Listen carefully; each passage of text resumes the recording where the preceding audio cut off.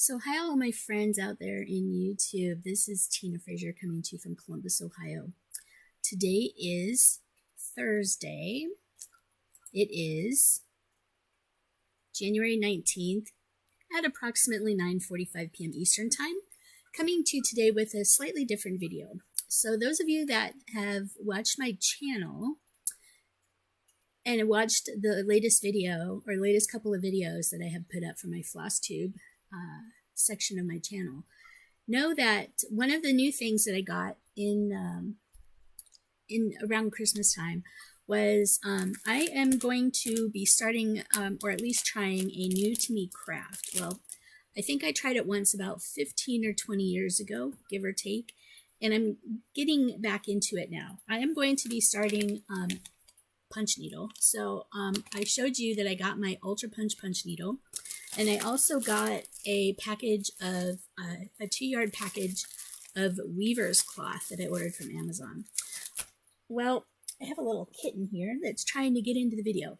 Anyway, I had placed an order on Amazon for what I thought was going to be a Morgan lap frame lap stand set for punch needle.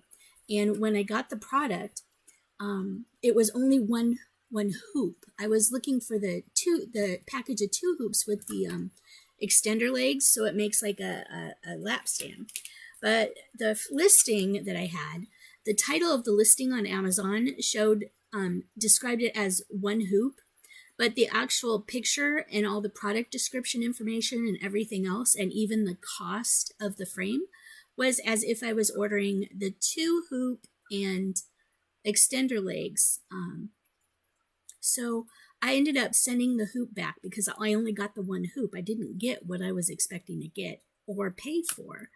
And so I ended up reordering the actual stand that I wanted, and it came in. So I got my Morgan lap stand. This is the 7-inch and 9-inch hoop combination. So you can see it has the 7-inch and 9-inch hoops.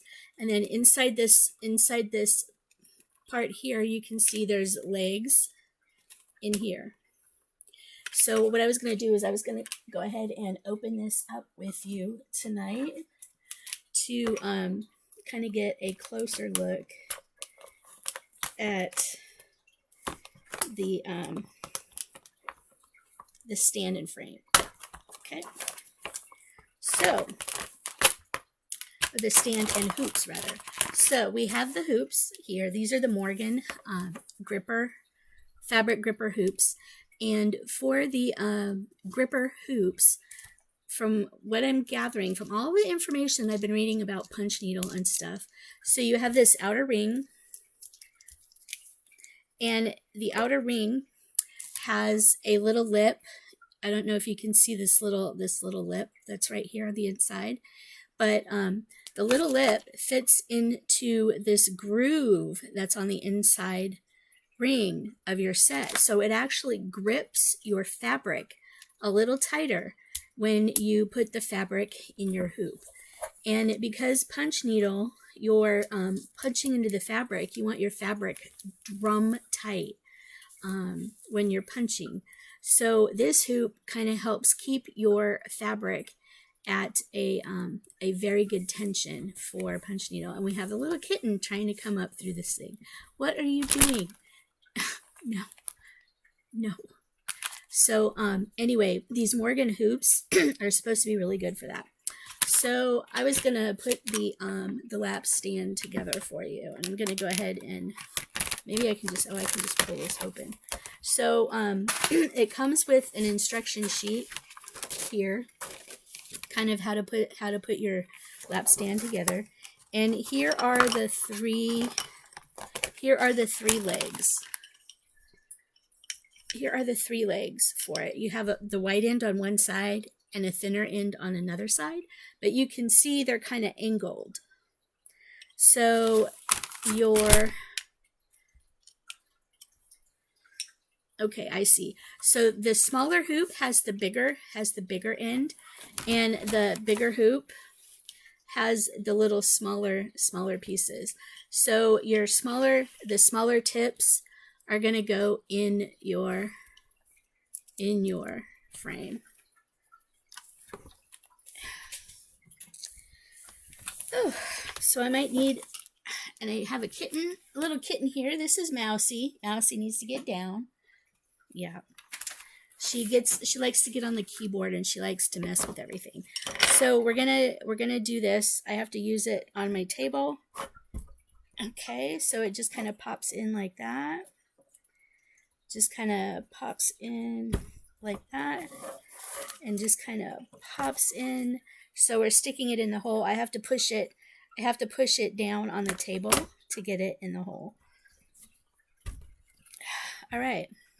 So we have the legs in the holes, and as you can see, it's they're angled, so you can see it really good here. They're angled, so when you go to put the smaller hoop on it, it will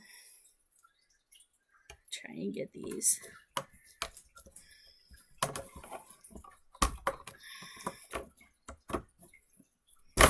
Ow! Ow! Ow! Ow!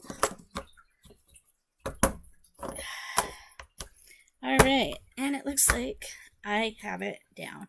All right, so this is what the lap stand, the Morgan lap stand, looks like for your punch needle. And you see you have two different hoop sizes that you can use. So if you have a smaller project, you can use the smaller hoop on one side, and then you can also flip it over and have the larger hoop on the other side. And this just helps you have a stand to work with. You can also use them. I'll pull these apart. They come apart fairly easy, which is a good thing. But you can also use these without the stand legs. But that's pretty cool that they have that. So yeah, they fit together pretty well, and it looks like they're pretty interchangeable as far as, like, you know, what side you would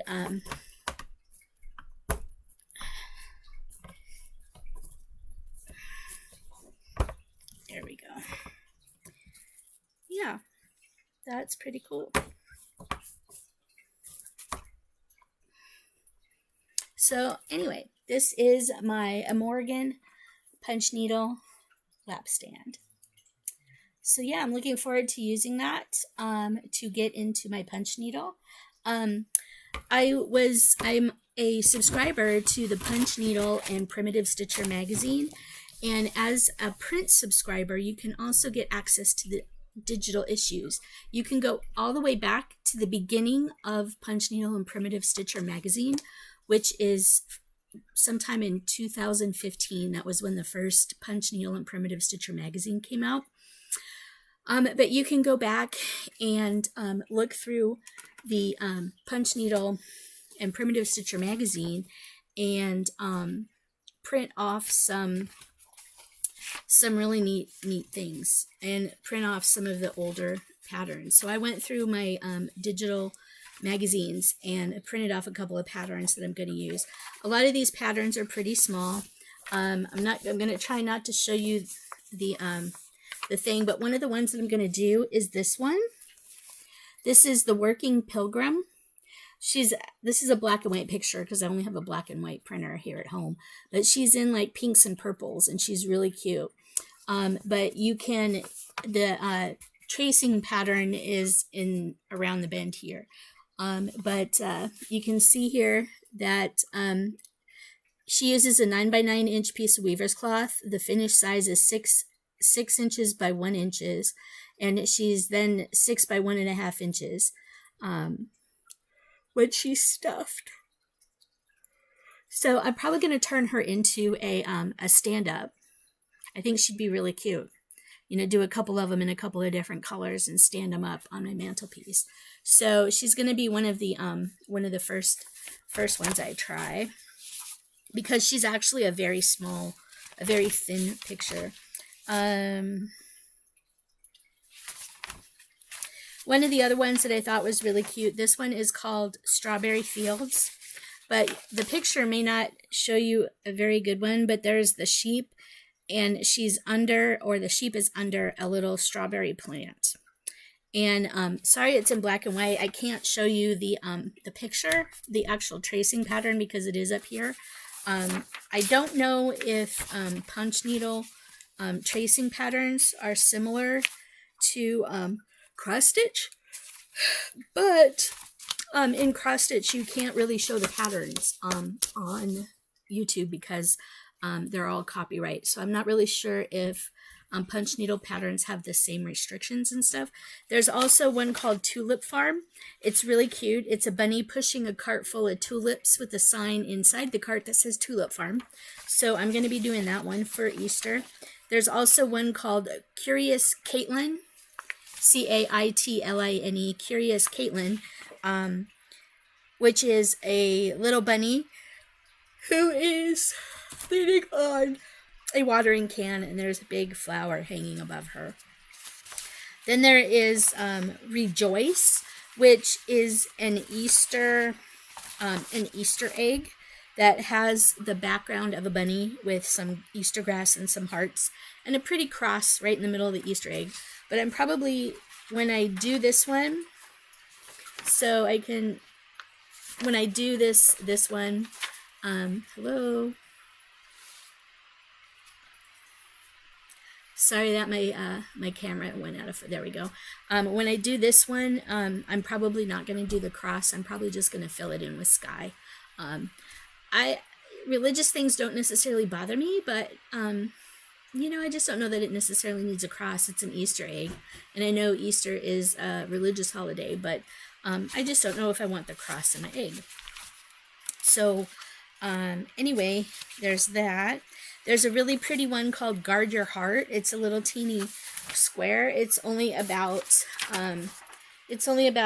this big. So I'm going to try that one out as well for Valentine's Day. I just need to go get some flosses. I think I'm going to go to my local needlework shop here in Columbus and get some Valdani floss. I called them today, and they do carry Valdani floss. They don't have a whole lot on hand, but they can order a lot of it. And also I'll take a look and see this weekend what colors they do have, and then pick some up so I can get started. But anyway, I just wanted to come to you and show you that I got my Morgan punch needle stand, my lap stand. So now that I have my punch needle kit, my punch needle, I have my weaver's cloth, and then I have my patterns that I'm going to be using, my stack of patterns that I'm going to be tracing. Oh, my husband also gave me a Faber-Castell pen artist pen that he gave me to draw on the fabric with. It's a sort of medium pen, kind of permanent ink, that I'm going to be using to transfer my patterns onto my weaver's cloth. And once I get the threads and some of the colors for the Valdani colors for a couple of these pieces, I will get started and come back to you with my first punch needle, like foray into punch needle. I will kind of go through, you know, tightening up information. I've been doing a lot, or tightening up the fabric in my hoop, and probably tracing the pattern. I have a light pad for my diamond painting things that will come in handy for tracing patterns for punch needles, so I'll probably be sharing that with you as well. You probably don't need as big of a light board as I have for my diamond paintings, but you know, because punch needle patterns might not be that big. Somebody else had recommended getting a thing called a twisties to help twist the wing nuts tight on the Morgan things. I'm probably going to look into one of those, but I have a wing nut tool that I might be able to use to assist me, or I might, you know, maybe use, I don't know, like a small pair of pliers or something to help me twist them a little tighter, because I know these wing nuts are real close to the plastic on here. But anyway, so I will be looking into a couple of different tools that I can utilize for helping out with punch needle as well. So hopefully in the next punch needle video, I will be able to come to you and kind of get started with my first punch needle project. So thank you very much for watching my video. This is a quick one. Hopefully these punch needle videos won't be quite so long. I also wanted to show you too, I got this punch needle kit from Michael's. I think this is a Michael's kit. Little cute unicorn. The hoop that it came with is not a very good hoop. Piece of fabric is rather small, and I don't think it's weaver's cloth. So what I'm probably going to do is take this pattern, trace it onto the weaver's cloth, and probably just use this in it. I know this is like much smaller than my smallest hoop, but I think it'll probably work a little better. I might try it. I might try it on this with this little hoop just to see how it works, and just to kind of play with tension and stuff like that, and to kind of get whether or not I'm going to be using 3 strands or 6 strands, see what I like. Yeah, so this just comes with DMC fabric. This is a Loops and Threads brand, so I do have this to try. So that being said, look forward to more content like this coming soon. I'm hoping to do more punch needle videos. I'm also hoping to do a melty bead or fuse bead video, because I have those fuse bead kits that I got for Christmas, the Hello Kitty ones, because I have some ideas for some cross-stitching items that I could make using fuse beads. So stay tuned for that, and we will talk to you soon. All right, thank you very much. Keep your head up and keep moving forward. That's my new slogan for 2023, and we'll see you soon. Bye.